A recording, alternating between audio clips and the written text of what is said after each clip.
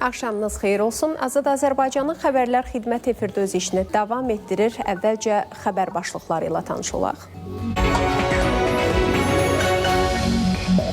Zaqatalada sel səbəbindən 50 mindən çox sakin içməli su problemi ilə üzləşib. Güclü sel nəticəsində bir sıra kəndləri içməli su ilə təmin edən su xətti sıradan çıxıb. Bakı dairəvi yolunun bir hissəsində hərəkət məhdudlaşdırılacaq. Məhdudiyyət tətbiq olunan ərazilərdən biri məhz olduğumuz Bakı dairəvi yolunun 5-ci kilometrliyidir. Şəhərin başqa hansı istiqamətlərində yollar bağlanacaq? Sərnişinlərdən birinin səhvən stop düyməsini basması avtobus sürücüsünü özündən çıxartdı. Marşrut yolda saxlayıb şoförü düşür, siqaret çəkir. Bu boyda da sərnişinlər qalıb baba burada. Sürücü ilə sərnişin arasında baş verən insident nə ilə nəticələndi? Ərazidə özü üçün parking yaradıb sürücülərdən pul tələb edən kimdir? Bura bir dəqiqə. Yok kardeş, bir dəqiqə. Açıqlama verin. Ora niyə girək? Burada açıqlama verin. Var bir dəqiqə. Bir dəqiqə. Yox, gəlin elə bizə açıqlama Bir verin. dəqiqə gəlin bura söz verin. Aidiyyəti dövlət qurumlarının məsələyə münasibəti necə olacaq?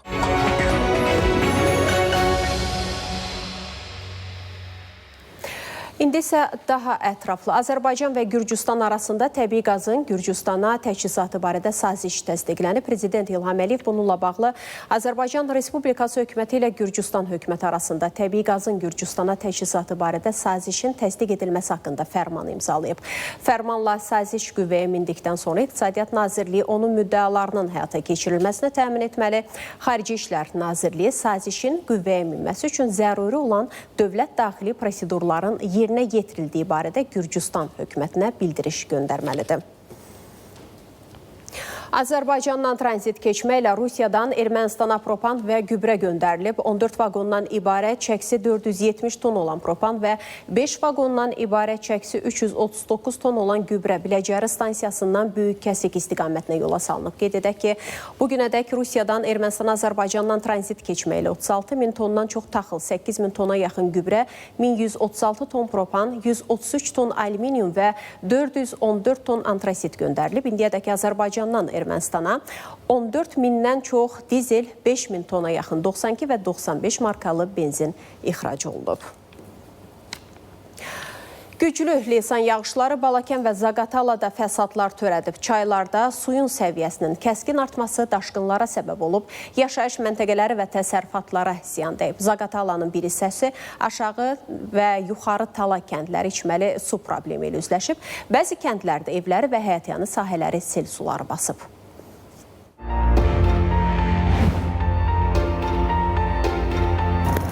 Zaqatalada sel səbəbindən 50 mindən çox sakin içməli su problemi ilə üzləşib. Tala çayından keçən sel rayonun yuxarı Tala və aşağı Tala kəndlərini içməli su ilə təmin edən su xəttini sıradan çıxarıb. Su xəttinin 400 metrdən çox hissəsi yararsız hala düşüb. 3-4 gündür su yoxdur, su maşınları pulla gətirmirlər, su qalmış elə. Qalan gün adı yağış, leysan yağış olanda palçıq gəlir. Hal-hazırda ümumiyyətlə tavanın su problemidir. Su işi problemdir.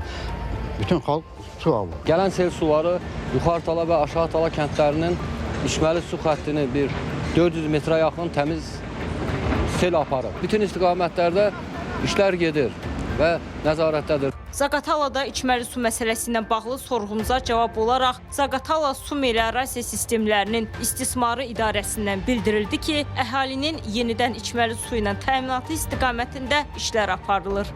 Yuxarı Tala, aşağı Tala, Zaqatala şəhərini içməli su ilə təmin edən Zilban çay, Tala çay su mənbələrindəki su qəbul edici qurğular sel sularının zərərinə tərsinə məruz qalıb və sıradan çıxmışdır. Hal-hazırda Zilban çay içməli su mənbəyində canlı qüvvə cəlb olunub. Bugün axşam radələrində şəhərin müəyyən hissələrinə qismən içməli suyu ilə təmin olunması gözlənilir. Tala çayda isə yaxın günlər ərzində işlərə başlanacaq.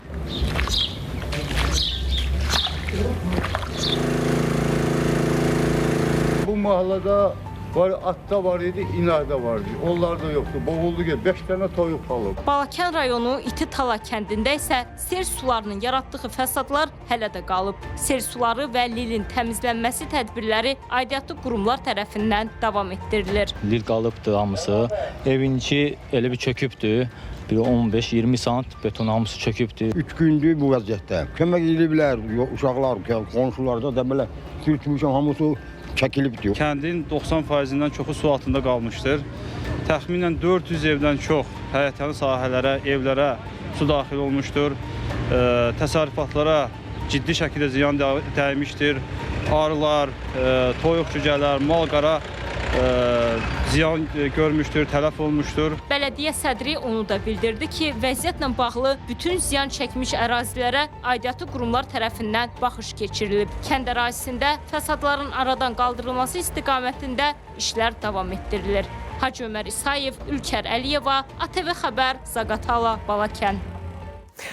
Yaz aylarında müşahidə olunan güclü yağış və selin fəsadları bəzi bölgələrdə hələ də aradan qalxmayıb.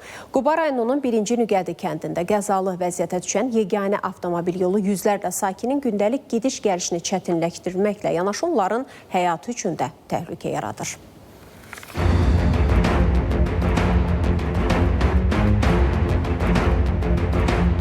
Bura Quba rayonunun 1-ci Nüqədi kəndinin almaz qazmaları yaşayış məntəqəsidir. Ağçayın qollarından birinə gələn güclü sel 300-dən yuxarı əhalisi olan kəndə gediş-gəlişi çətinləşdirib. Quba rayonunun 1-ci Nüqədi kəndinin almaz qazmalar yaşayış massivini rayon mərkəzi ilə birləşdirən yeganə avtomobil yolu qəzalı vəziyyətə düşüb. Güclü sel suları yolun bir hissəsini yuyaraq çöktürüb. Su ötürücü qurğunu yararsız vəziyyətə salıb. Hazırda ərazi həm nəqliyyat vasitələri, həm də piyadalar üçün ciddi təhlükə yaradır. Sakinlərin sözlərinə görə hər yağışdan sonra vəziyyət daha da ağırlaşır. Alternativ marşrut isə onlarla kilometr əlavə məsafə qət etməyi tələb edir. Altı yoxdur, təmiz uçub gedib, yuyub su aparıb. Qorxa-qorxa həyatımıza risk eləyirik.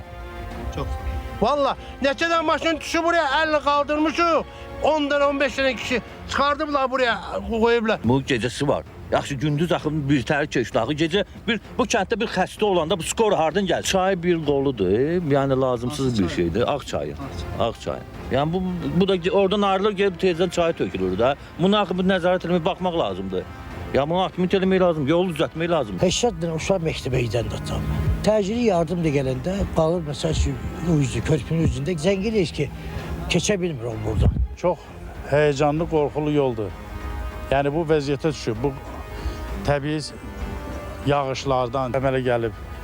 Hər yağışda da ki, get-gedə artır. Nüqəddən gələn alternativ var, o da ki 30 kilometr gərək biz qət edib eyni yerə evə gəlib. Məsələ ilə bağlı Avtomobil Yolları Dövlət Agentliyi ilə bildirilib ki, yol və su ötürücü qurğu ilə bağlı təkliflər hazırlanıb. Vəsait ayrılan kimi ərazidə bərpa işlərinə başlanılacaq. Sözgedən yol və su ötürücü qurğu agentliyimizin balansında deyil, amma buna baxmayaraq agentliyimiz tərəfindən ümumi respublika ərazisində sel nəticəsində dəymiş fəsadların aradan qaldırılması istiqamətində təkliflər hazırlanaraq aidiyyət üzrə təqdim olunub. Həmin təkliflər əsasında mərhələli şəkildə maliyyə vəsaitin ayrılması və fəsadların aradan qaldırılması istiqamətində addımlar atılır. Qeyd olunan ərazidə həmin təkliflərdə yer alıb. Müvafiq qərar qəbul olunduğu təqdirdə agentlik tərəfindən həmin ərazidə bərpa işlərinin aparılması təmin olunacaq. Cəfər Talib, Sənan Bəhrəmli, ATV Xəbər, Quba. Bir neçə gün əvvəl Yasamal rayonu Ümid Ələkbərov küçəsində yerləşən yaşayış evində baş verən partlayışda yaralanan daha 2 nəfər vəfat edib. 42 yaşlı kişi və 36 yaşlı qadının bioloji ölüm faktı qeydə alınıb. Həyatını itirən şəxslər hadisə günü dünyasını dəyişən Zəhra İsrafilovanın valideynləridir. Onun xəsarət alan bacısının müalicəsi isə xəstəxanada davam edir. İsmayıllıda avtomobil ayını vuraraq öldürüb. Hadisə ötən gecə Qara Məryəm, İsmayıllı Şəki magistral avtomobil yolunun Baskal qəsəbəsi ərazisindən keçən hissəsində baş verib. İlkin məlumata görə turizm şirkətinə məxsus avtomobil hərəkətdə olarkən qəfil yola çıxan ayını vurub. Nəticədə ayı tələf olub, nəqliyyat vasitəsinə isə ciddi ziyan dəyib. Qeyd edək ki, son günlər İsmayıllının Tircan və Maçaxı kəndlərində də ayıların yaşayış məntəqələrinə yaxınlaşması halları müşahidə edilir. Gördüm ki, bir dənə maşın ayını vurubdur. Yəni, maşın da əməlli əzilmişdi, qabaqda da oturan xəsarət almışdı. Axşam mal axtarmağa getmişdi və bu yolla. Burada mallar gəlməsi mal axtarmağa. Oradan qovdu, qaçdı, gəldi, bu da mənim xalam oldu. Uşaq oradan tullandı setkada, ondan sonra əl çəkdi, yəni. Belə. Tutsaydı, narxadı parçalaya bilərdi. Axşam saatlarından etibarən paytaxtın bir sıra küçə və prospektlərində təmir işləri aparılacaq. Görüləcək işlərlə bağlı iyulun 13-nədək adı çəkilən ərazilərdə nəqliyyat vasitələrinin hərəkətinə məhdudiyyətlər tətbiq olunacaq. Söhbət hansı ərazilərdən gedir, izləyək.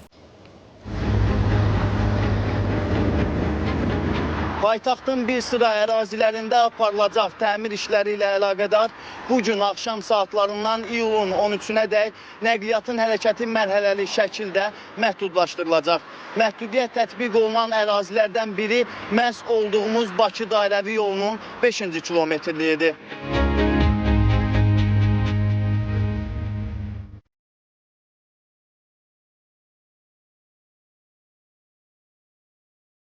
Bakı dairəvi avtomobil yolunun 5-ci kilometrində Lökbatan qəsəbəsi istiqamətində təmir işlərinin aparılması nəzərdə tutulub. Bununla əlaqədar olaraq bu axşam saat 10-dan 11 iyul səhər saat 7-yə qədər, həmçinin 11 iyul axşam saat 10-dan 12 iyul səhər saat 7-yə qədər hərəkət tam məhdudlaşdırılacaq qeyd olunan ərazidə.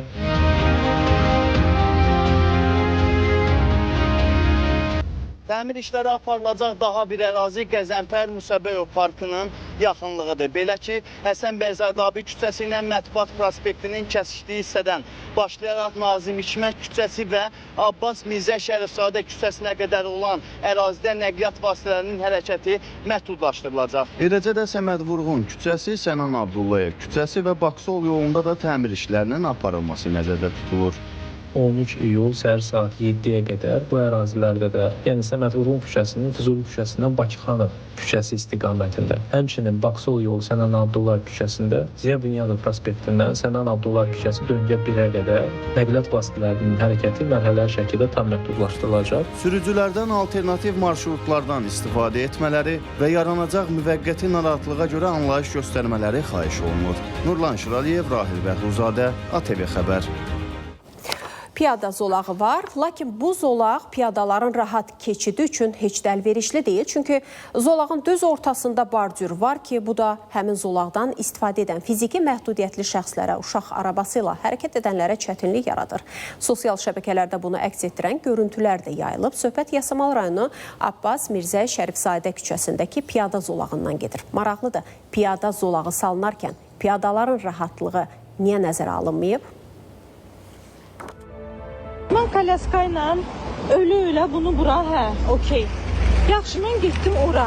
Qırmızı oldu tutaq. Orada avtobus yolda. Avtobus bizi vursun, biz də öləyik. Bunu bir düzəldin, bunu bir ortada bir yol edin ki, kalyaska ilə insanlar keçsin. Bəzən piyadalar üçün ən təhlükəli məqam sürücülərin yol verməməsi deyil, yolun özünün yarımçıq qalmasıdır. Təsəvvür edin, uşaq arabası ilə piyada zolağından keçirsiniz. Yolun bir hissəsini rahat keçsəniz də tam ortada qarşınıza bardür çıxır. Bu zaman arabanı qaldırmalı, ya kömək axtarmalı, ya da geriyə qayıtmalı olursunuz. Halbuki piyada zolağı insanı təhlükəsiz formada bir nöqtədən digər nöqtəyə çatdırmaq üçündür. Yarıda saxlamaq üçün yox. Olmasa daha rahat olar. Mənim də dizlərimdə problem var, ayağımı qaldıra bilmirəm. Oradan keçəndə əziyyət. Tək buradadır bəy. Metrolara girişdə də var. Heç kim kalyaskana, kimsə kömək eləyir cavanlara, gəlinlərə düşürdülər. Çox yerdə bu problemlər var. Yola keçmək mümkündür orada. Vardır götürsə rahat olar. Qaldırsan qoyulur. Svetor gecikir, bağlanır, keçmək olur. Kalyaska ilə araba ilə keçəndə maneçilik törədir. Qadınlar üçün ağırdır. Əlbəttə narahatdır. Yaşlı adamlar üçün, kalyaskalılar üçün. Maraqlıdır, piyada zolağı salınarkən niyə yolun ortasındakı bardür nəzərə alınmayıb? Məsələ ilə bağlı Avtomobil Yolları Dövlət Agentliyinə müraciət etdik. Qurumdan bildirildi ki, mövcud infrastrukturda piyadaların rahat və təhlükəsiz hərəkəti bilavasitə Yerüstü Nəqliyyat Agentliyinə aiddir. Yerüstü Nəqliyyat Agentliyindən isə sorğumuza hər hansı cavab verilmədi. Aytən Mustafayeva, Pərviz Əliyev, Ülkər Əliyeva, ATV Xəbər.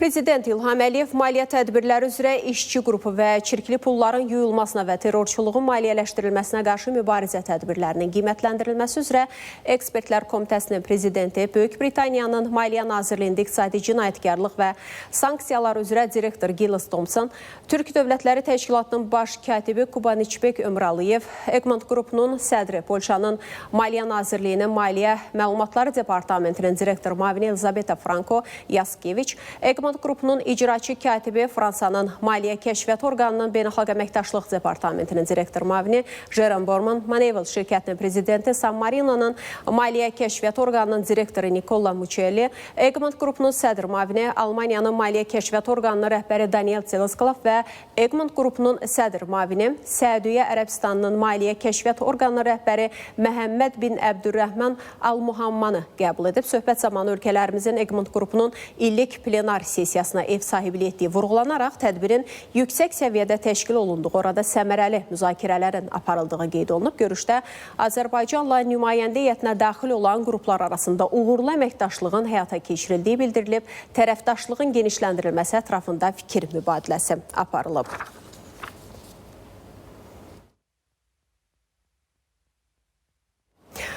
ATV xəbərə baxırsınız. Şəxsi avtomobillə deyil, ictimai nəqliyyatla getmək istəyən sürücülər indi əlavə xərcə düşürlər. İddialara görə Koroğlu Nəqliyyat Mübadilə Mərkəzinin yaxınlığında əvvəllər ödənişsiz istifadə olunan ərazidə indi giriş üçün sürücülərdən 1 manat tələb olunur.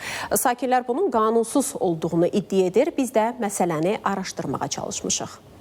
Gəl siz bura bir dəqiqə. Yox, qardaşım, bir dəqiqə. Bir dəqiqə, gəl bura sözdür.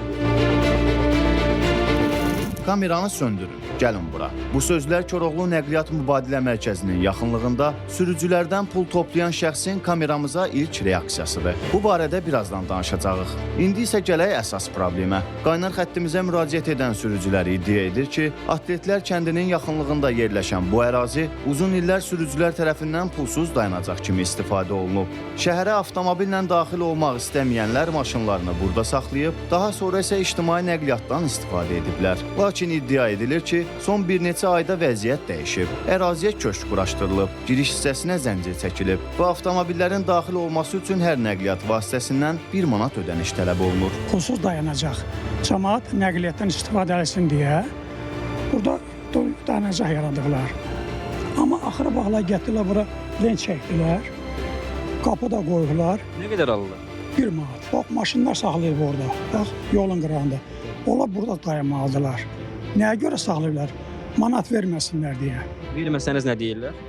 Verməsən yəqin buraxmırlar da. Atletlər kəndi üçün yaradılıb da bu stoyanka. Tutaq ki, mən bir işçi olaraq gəlməliyəm, maşınımı burada rahat saxlamalıyam, işim görüb, başım gəlib çıxıb getməliyəm, düzdür? Hə, nəyə görə pul alınmalıdır ki, pulsuz? Burası pul ödəmir. Stoyanka deyil, bura elə belə yaradılıb da. Hə, indi gələk bizlə kamerasız danışmaq istəyən şəxsə. Ərazidə çəkiliş apardığımız zaman sürücülərdən pul yığan bir nəfərlə qarşılaşdıq. O bizi kameradan kənarda danışmağa dəvət etsə də, bu pullar hansı əsasla yığılır? Ərazi hansı sənədlər əsasında parking statusunda fəaliyyət göstərir kimi suallarımıza kamera qarşısında cavab verməkdən imtina etdi. Beləliklə bu suallar cavabsız qaldı. Bir dənə açardınız, bir şey soruşuruq. Gəl siz bura bir dəqiqə. Yox, qardaşım, bir dəqiqə, gəl işim var. Ora niyə girək? Burada açıqlama verin. İşim var, bir dəqiqə. Bir dəqiqə. Yox, gəlin elə biz açıqlama verin. Bir dəqiqə, gəl bura sözdür. Məsələ ilə bağlı Nizami rayon icra hakimiyyətinə müraciət etdi. Qurumdan bildirildi ki, parkinqlərin yaradılması onların səlahiyyətlərinə daxil deyil. Yerüstü Nəqliyyat Agentliyindən isə bildirildi ki, sözü gedən ərazidəki parkinq qurum tərəfindən yaradılmayıb. Daxili İşlər Nazirliyinin mətbuat xidmətinin əməkdaşı Cəsarət Qəmbərli bildirdi ki, parklanma qaydalarının tənzimlənməsi prosesində aşkarlanan neqativ halların aradan qaldırılması istiqamətində polis əməkdaşları tərəfindən mütəmadi tədbirlər görülür. Polis əməkdaşlarının keçirdikləri monitorinqlər və profilaktik tədbirlər nəticəsində səlahiyyəti olmadan parklanma yerləri təşkil edən, parklanma xidməti göstərən və ya bu xidmətə görə ödəniş tələb edən şəxslər müəyyən edilərək barələrində qanunvericiliyə uyğun olaraq inzibati tənbih tədbirləri tətbiq edilir. Əkbər Əlizadə, Nurlan Şiraliyev, Samray Əlizadə, ATV Xəbər.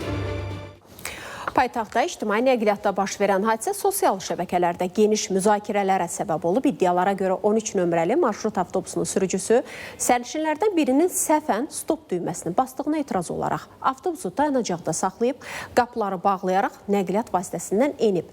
Hadisə ilə bağlı sərnişinlər narazılıqlarını bildiriblər. Əməkdaşlarımız da mövzunu araşdırıb elə birlikdə izləyək. Hadisə ötən gün Koroğlu metro stansiyası istiqamətində baş verib. İddialara görə sərnişinlərdən birinin səhvən stop düyməsinin basmasından sonra sürücü avtobusu saxlayaraq qapıları bağlayıb. Nəqliyyat vasitəsindən enib və bir müddət yol kənarında gözləyib. Bu vaxt sərnişinlər avtobusda qalmalı olub. Marşrut yolda saxlayıb şoförü düşür, siqaret çəkir. Bu boyda da sərnişinlər qalıb baba burada.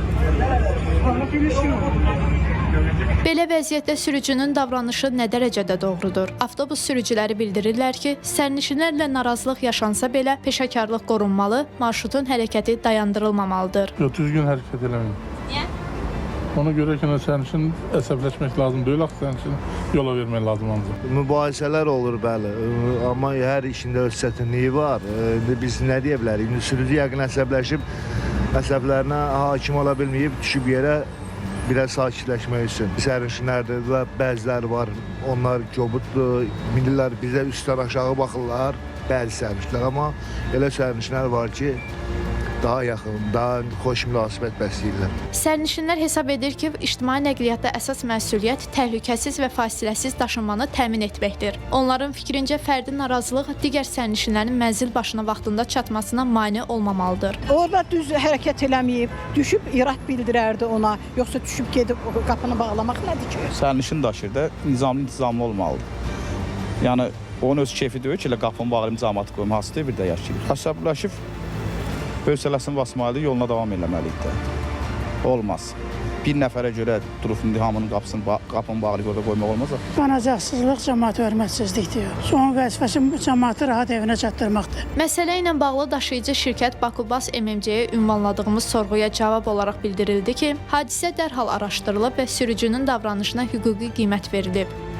Baş vermiş insidentlə əlaqədar sürücünün izahatı alınıb və Azərbaycan Respublikasının Əmək Məcəlləsinin tələblərinə uyğun olaraq müvafiq tədbirlər görülür. Bakubas MMC yaranmış narahatlığa görə sərnişinlərdən üzr istəyir. Gələcəkdə bu kimi halların təkrarlanmaması məqsədi ilə sürücülərin xidməti fəaliyyətinə nəzarətin və daxili intizam mexanizmlərinin təkmilləşdirilməsi istiqamətində müvafiq tədbirlər davam etdiriləcək. Bəs sürücülərin sağlamlığı və psixoloji hazırlığına necə nəzarət olunur? Bakubas MMC-dən bildirildi ki, sürücülər hər gün reys qabağı tibbi müayinədən keçirilir və yalnız sağlamlıq göstəriciləri norma daxilində olan şəxslər xəttə buraxılır. Bundan əlavə, onlar dövri tibbi və psixoloji müayinələrdən keçir, mütəmadi olaraq xidmət mədəniyyəti və sərnişinlərlə davranış qaydaları üzrə təlimlərə cəlb olunurlar. Sevinc Əliyeva, Əziz Əzizov, ATV Xəbər.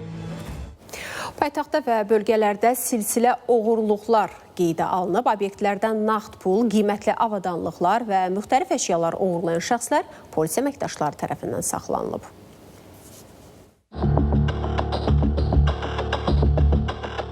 Sabunçu rayonu Pirşağı qəsəbəsində yerləşən obyektlərdən birindən 1800 manat nağd pul və 4160 manat dəyərində notebook oğurlanıb. Polisin keçirdiyi tədbirlərlə oğurluq əməlini törətməkdə şübhəli bilinən əvvəllər məhkum olunmuş 23 yaşlı Fərid İdrisov saxlanılıb. Araşdırmalar zamanı onun Sabunçu rayonu və paytaxtın digər ərazilərində də analoji oğurluq əməllərini törətdiyi müəyyən edilib.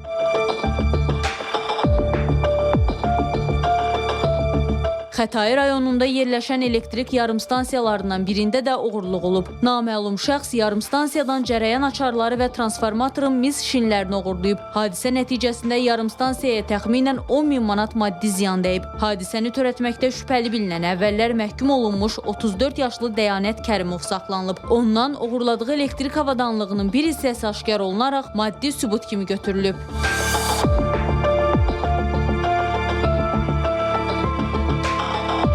Göyçayda mağazadan oğurluq edilib. Obyektə daxil olan naməlum şəxs kassada olan pulu və tütün məlumatlarını talayıb. Rayon polis şöbəsinin əməkdaşlarının keçirdikləri tədbirlərlə əməli törətməkdə şübhəli bilinən 34 yaşlı Rahib Babayev müəyyən edilərək saxlanılıb. Araşdırmalarla onun restorandan televizorlar və daha bir fərdi yaşayış evindən müxtəlif məişət əşyalarını oğurladığı məlum olub. Faktla bağlı cinayət işi başlanılıb, barəsində məhkəmənin qərarı ilə həbs qəti imkan tədbiri seçilib. Ağcəl Əsgərli, ATV Xəbər.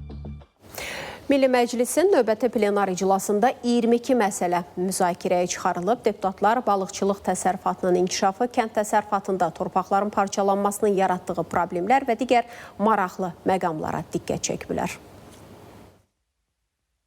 Son 15 ildə göl və nohur balıqçılığı ilə məşğul olan təsərrüfat subyektlərinin sayı 93-dən 133-ə yüksələrək 43% artsa da həmin dövrdə istehsal 423 tondan 347 tona düşüb. Fakt göstərir ki, bu sahənin inkişafı üçün təkcə təsərrüfatların sayının artması kifayət etmir. Müasir texnologiyalar, elmi idarəetmə və yeni istehsal modelləri tətbiq olunmalıdır. Millət vəkili Sadiq Qurbanov balıqçılıq haqqında qanun layihəsinin birinci oxunuşu zamanı bu haqda danışdı. Birincisi bu ərzaq təhlükəsizliyidir. İkincisi iqtisadi inkişafdır Burada layihə balıqçılıq və akvakultura sahəsində sahibkarlığın genişləndirilməsi, emal sənayesinin, logistikanın və regionlarda məşğulluğun artırılmasını təşviq edir. Layihədə iqtisadi maraqlarla ekoloji məsuliyyət arasında balans yaradılır.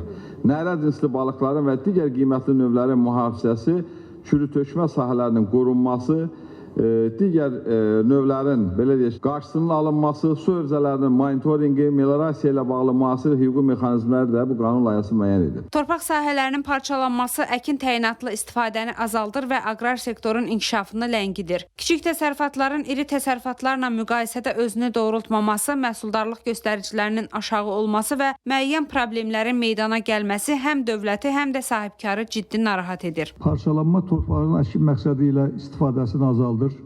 Texnikadan, sudan, təbii ehtiyatlardan, gübrə, toxum və digər agrotexniki vasitələrdən səmərəli istifadəni çətinləşdirir və kənd təsərrüfatının inkişafını ləngidir. Torpaq məcəlləsinə 12-2-ci maddə əlavə edilir. Həmin maddə torpaqların konsolidasiyasını kənd təsərrüfatı məqsədi ilə torpaq mülkiyyətçilərin razılığı və ekvivalent bazar qiyməti əsasında birləşdirilməsi, bölünməsi, sərhədlərinin yenidən müəyyən olunması, dəyişdirilməsi, nəticəsində mülkiyyət hüquqlarının yenidən rəsmiləşdirilməsini müəyyən edir. Deputat Vüqar Bayramovsa dedi ki, kiçik torpaqlarda müasir suvarma sisteminin tətbiqi kifayət qədər çətindir. Amma torpaqlar könüllü şəkildə birləşərsə, konsolidasiya olunarsa, artıq müasir suvarma sistemlərindən istifadə də asanlaşar. Digər vacib məqam texnika xərclərinin, yəni istehsal edilən məhsulun maye dərində struktur olaraq xərclərin azalmasıdır.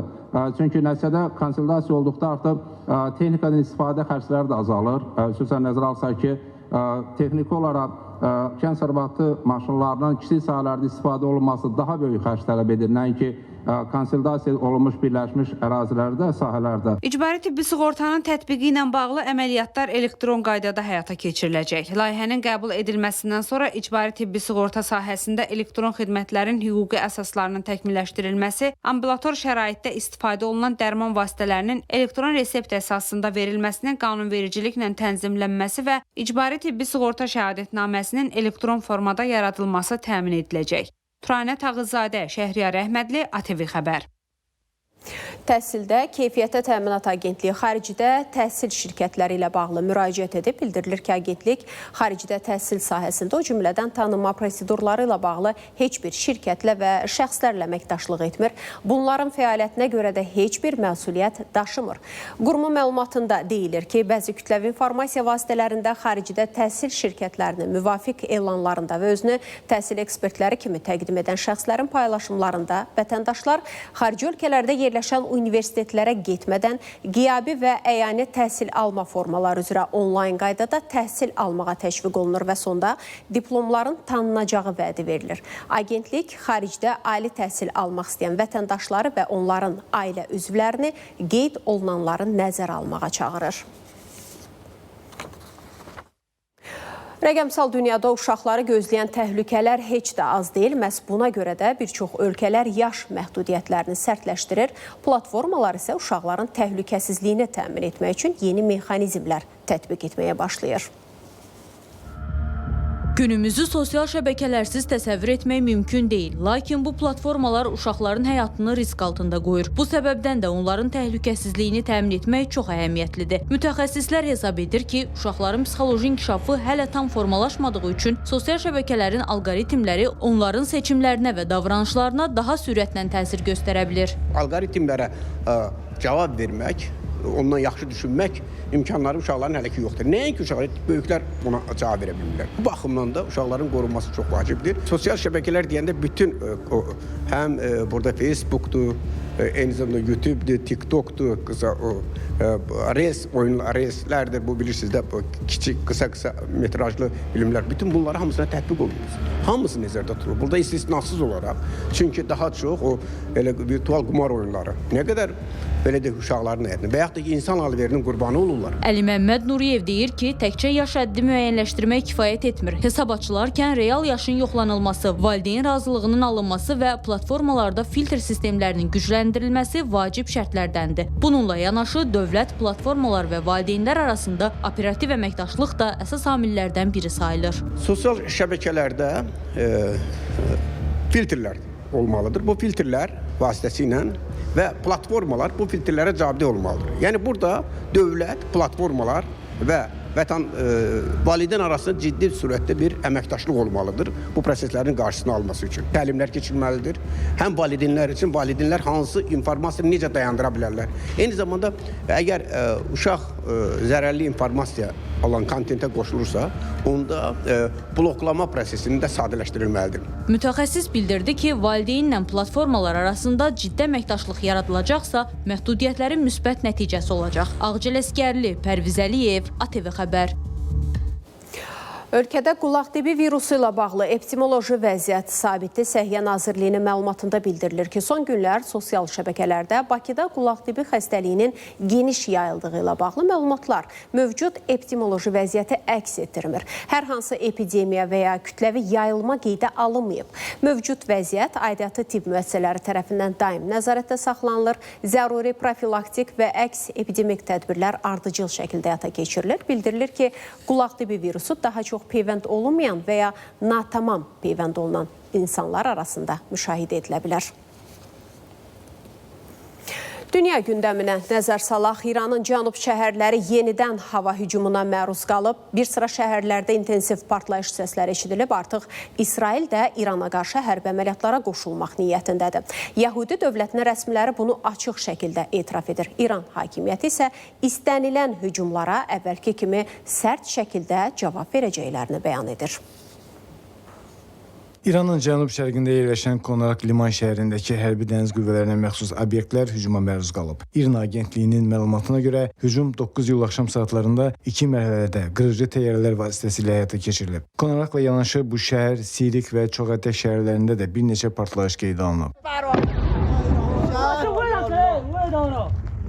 CNN telekanalı Ağ Evdəki mənbələrinə istinadən xəbər verir ki, ABŞ yaxın şərqdə gərginliyin daha da artmasının qarşısını almaq üçün diplomatik səyləri davam etdirsə də, zərurət yaranacağı təqdirdə İrana qarşı yeni zərbələr endirməyə hazırdır. İsrail də İrana qarşı hərbi əməliyyatların dayandırılmasını istəmir. Hətta Tel-Əviv özü də Tehrana qarşı hərbi kampaniyasını bərpa etməyə və daha güclü zərbələr endirməyə hazır olduğunu bəyan edir. İsrail Müdafiə naziri İsrail Katz bildirib ki, ordu hava üstünlüyünü bərpa etmək və təhlükəni aradan qaldırmaq üçün İrana üçüncü dəfə hücum edə bilər. Nazirin sözlərinə görə İsrail hərbi əməliyyatlara qayıtmağa məcbur edilərsə, bu daha böyük güclə ediləcək. Katz əlavə edib ki, İsrail ordusunda əməliyyatlar üçün bütün arsenal və resurslar mövcuddur, hərbçilər isə yüksək döyüş əhval-ruhiyyəsindədir. İran hakimiyyəti isə istənilən hücumlara əvvəlki kimi sərt şəkildə cavab verəcəklərini bəyan edir. İranın Ali Milli Təhlükəsizlik Şurasının katibi Məhəmməd Baqir Zolqədr bildirib ki, ABŞ-nin İrana qarşı hücumları cavabsız qalmayacaq. Bu cinayətlərin arxasında dayanan cinayətkar sionist rejim də cavabdan yayına bilməyəcək deyə İran rəsmisi qeyd edib.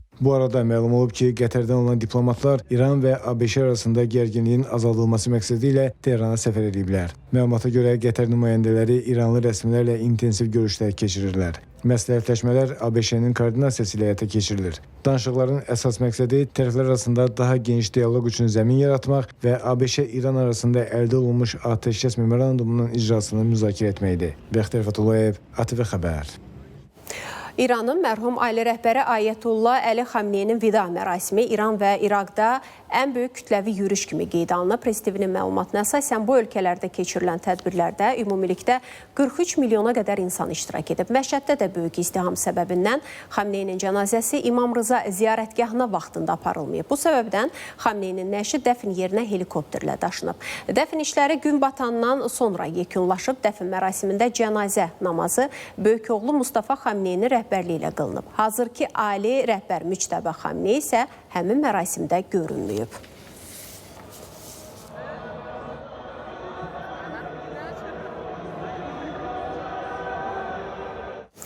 Türkiyə ilə İsrail arasında açıq münaqişə üçün heç bir səbəb yoxdur. Türkiyənin Xarici İşlər Naziri Hakan Fidan bildirib ki, İsraildə hələ də strateji düşüncəyə malik, sağlam düşüncəli insanlar var və onların hamısı baş nazir Benyamin Netanyahu və ətrafdakı şəxslər kimi düşünmür.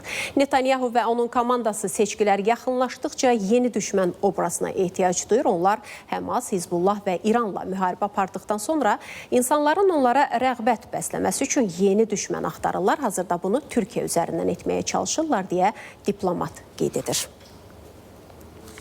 Birləşmiş Ştatlar prezidenti Donald Trumpla İsrailin baş naziri Benyamin Netanyahu arasında telefon danışığı baş tutub. Birləşmiş Ştatlar lideri Netanyahuya ölkəsinin Fars körfəzində həyata keçirdiyi fəaliyyətlər barədə məlumat verib. Netanyahu isə öz növbəsində Livan, Suriya və Qəzza bölgəsi ilə bağlı sərhədlər boyunca təhlükəsizlik zonalarının saxlanılmasının vacibliyini vurğulayıb.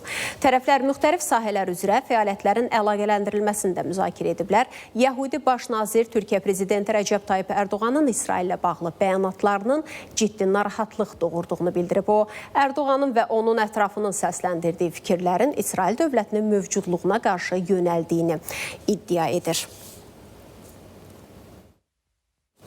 Vətəndaş Müqaviləsi Partiyasının təxminən 20 nümayəndəsi Ermənistan parlamentinin keçmiş spikeri Alen Simonyana qarşı fəal iş aparıb və onun tutduğu vəzifədən uzaqlaşdırılması üçün baş nazir Nikol Paşinyanın qərarına təsir göstərib.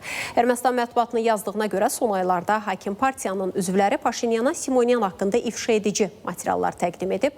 Həmin materiallarda ehtimal olunan korrupsiya əməliyyatları, himayədarlıq, klan sisteminin yaradılması, eləcə də partiya yoldaşlarının o cümlədən qadınların alçaldılması halları barədə məlumatlar yer alır. Ən maraqlı məqam isə bu siyahıda Simonyanı spiker vəzifəsində əvəz edəcək hazırki vitse-spiker Ruben Rubinyanın da adının olmasıdır. 2026-cı il Dünya Çempionatının 4-1 finalında Fransanın Mərakeşi 2-0 hesabı ilə məğlub etməsindən sonra Böyük Britaniyanın paytaxtı Londonun bəzi rayonlarında ixtişaşlar baş verib. Mərakeş bayraqları ilə küçələrə axşam yüzlərlə azarkeş şəhərin şimal-qərbində ixtişaşlar törədib. Polis əməkdaşları ilə toqquşmaya girib. Sosial şəbəkələrdə yayılan görüntülərdə küçələrin tüstü və zibillə dolduğu, polisin isə fişəng və müxtəlif əşyalar atan izdihamı nəzarət altına almağa çalışdığı görünür. Bəzi azarkeşlər hərəkəti dayandıraraq avtomobillərin üzərinə çıxıb.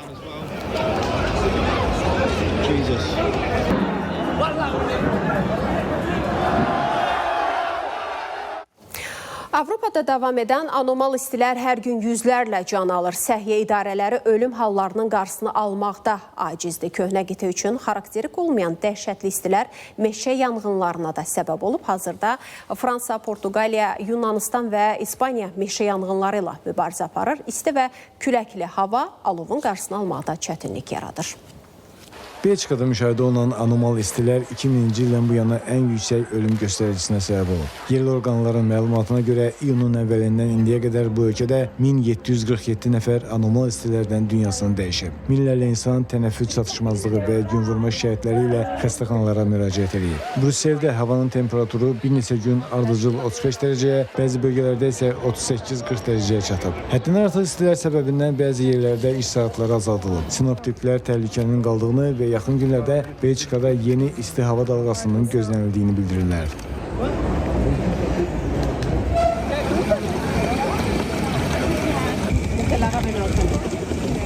Köhnə qitə üçün xarakterik olmayan dəhşətli istilər meşə yanğınlarına da səbəb olur. İspaniyanın Almeriya əyalətində baş verən meşə yanğının nəticəsində azı 12 nəfər həyatını itirib. Alov qısa müddətdə ətrafdakı meşə sahəsinə yayılıb. Hazırda yanğının söndürülməsinə fövqəladə xidmət əməkdaşları və xüsusi təyinatlı hərbi bölmələrin də daxil olduğu təxminən 300 nəfər cəlb edilib. Ekstremal istilər Fransa, Portuqaliya və Yunanistan meşələrini də əhatə edib. Alov ümumilikdə 10 min hektardan çox ərazini əhatəyə alıb. Yanğının söndürülməsinə minlərlə yanğın söndürən ağır texnika və helikopterlər cəlb olunub.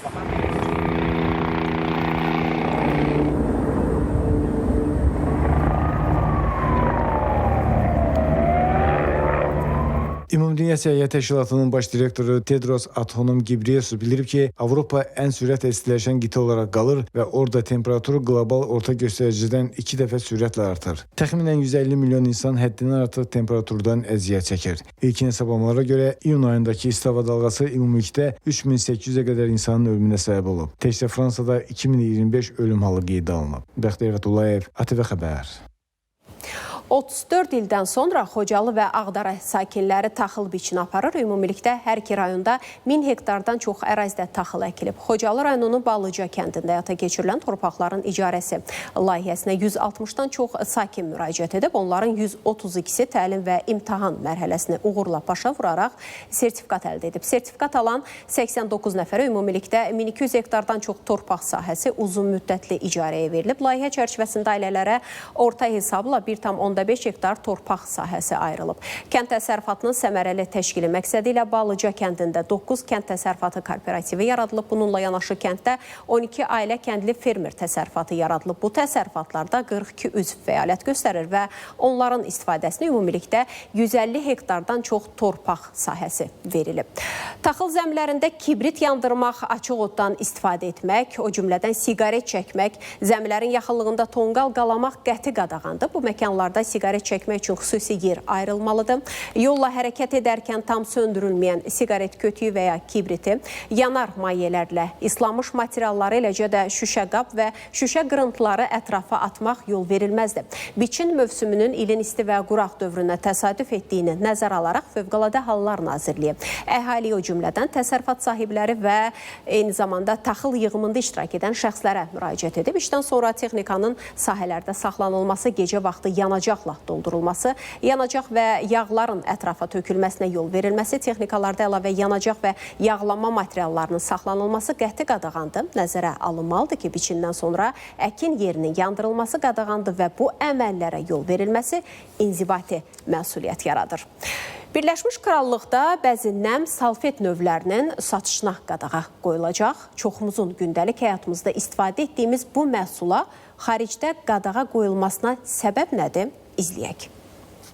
Böyük Britaniya birdəfəlik nəm salfetlərlə bağlı mühüm qərar qəbul edib. Belə ki, mağazalarda və onlayn platformalarda bu məhsulların satışı mərhələli şəkildə qadağan ediləcək. Bəs bu qadağanın əsas səbəbi nədir? Birdəfəlik nəm salfetlər ətraf mühit üçün hansı risklər yaradır? Ekoloqlar deyir ki, qadağanın əsas səbəbi nəm salfetlərin tərkibində plastik liflərin olması və onların təbiətdə uzun illər parçalanmamasıdır. Sintetik liflər çox bütün mühitdə qalır da 10 illərlə, 100 illərlə. Bunlar artıq kütləvi şəkil alır, planetar şəkil alır və su mənbələrində, rütubətli sahələrdə bunlar mikroplastikaya çevrilirlər, parçalanırlar eksogen proseslər nəticəsində və bunun nəticəsində artıq hətta o müəyyən yerlərdə deməli parnik effekti yaradırlar. Mütəxəssis həmçinin bildirir ki, xaricdə bu cür salfetlərin istifadəsi bəzi sahələrdə tamamilə qadağan ediləcək. Digər sahələrdə isə mərhələli şəkildə məhdudlaşdırılmalıdır. Dövriyyədən çıxarılan sahələr